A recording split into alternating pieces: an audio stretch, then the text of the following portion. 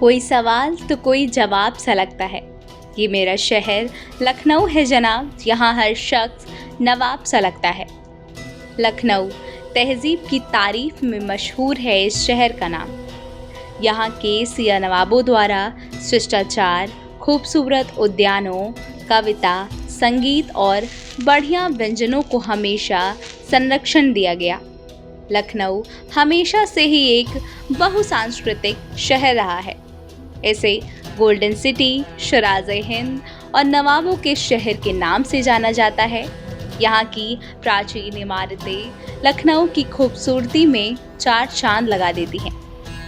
यहाँ की हर इमारतें अपने अंदर अनेकों ऐतिहासिक कहानियाँ छुपाए बैठी है।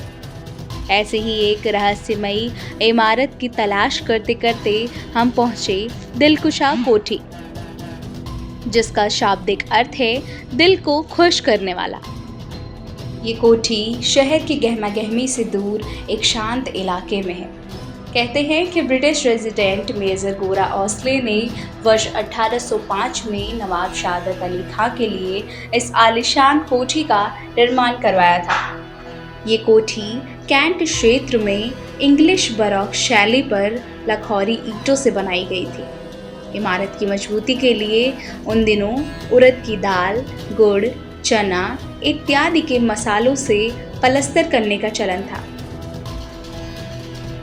दिलकुशा कोठी आरंभ में 3 मंजिला इमारत हुआ करती थी, जिसमें भूतल भी होता था। इसके 4 सजावटी अष्टकिरणी बुर्ज हुआ करते थे, जिन पर चमकीली पॉटरी सजी होती थी। महल में प्रभावशाली सीढ़ियों से प्रवेश किया जाता था।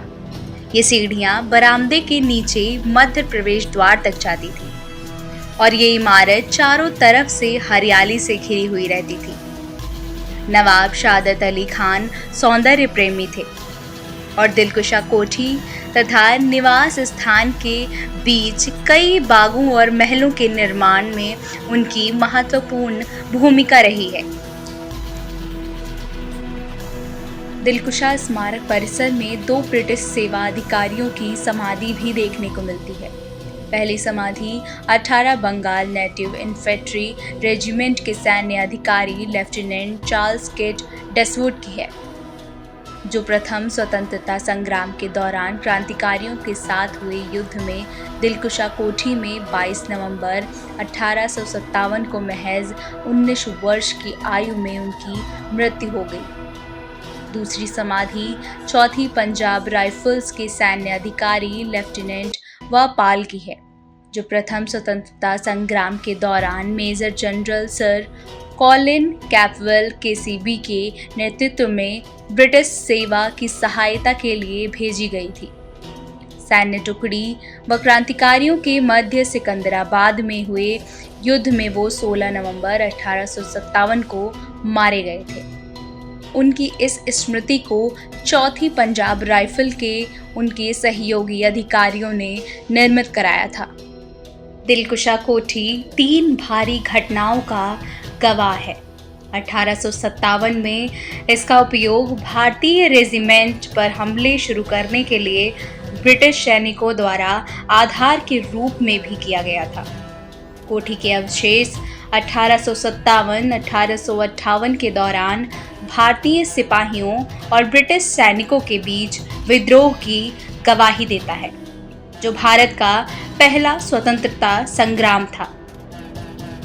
1857 के संघर्ष के दौरान इमारत की छत पूरी तरह से ध्वस्त हो गई थी, जिससे पूर्वी हिस्से को और नुकसान पहुंचा और शानदार वास्तुशिल्प डिज़ाइन में बनी कोठी धीरे धीरे अपनी भव्यता खोती चली गई। दिलकुशा का बहुत सा भाग तो अब छावनी और नई बस्तियों के पांव तले दब चुका है। एक समय की शानदार कोठी आज खंडहर हो चुकी है। फिर भी बचे हुए थोड़े से हिस्से को सजा संवार के रखा गया है। दिलकुशा कोठी कभी अवध के नवाबों के लिए शिकारगाह और गर्मियों में आरामगाह के लिए मशहूर था, लेकिन आज उस कोठी को लखनऊ के लोग भूतिया घर के नाम से जानते हैं। कुछ लोगों ने ये अफवाह फैलाई कि रात होते ही यहाँ अजीब आवाज़ें सुनाई देती हैं।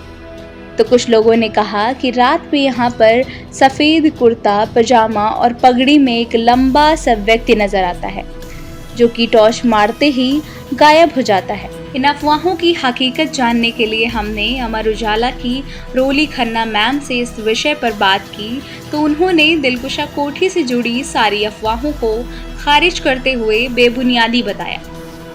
हालांकि सरकार और भारतीय पुरातत्व सर्वेक्षण के सहयोग से समय समय पर महल की मरम्मत की जाती है। वर्तमान में ये पर्यटन स्थल बन चुका है।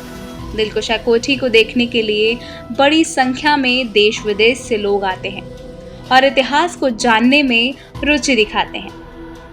अगर आपको दिलकुशा कोठी जाना है तो आप बेझिझक घूम सकते हैं। इस कोठी को घूमना पूरी तरह से निःशुल्क है। हालांकि शाम 6 बजे के बाद यहाँ पर किसी को भी जाने की इजाज़त नहीं है।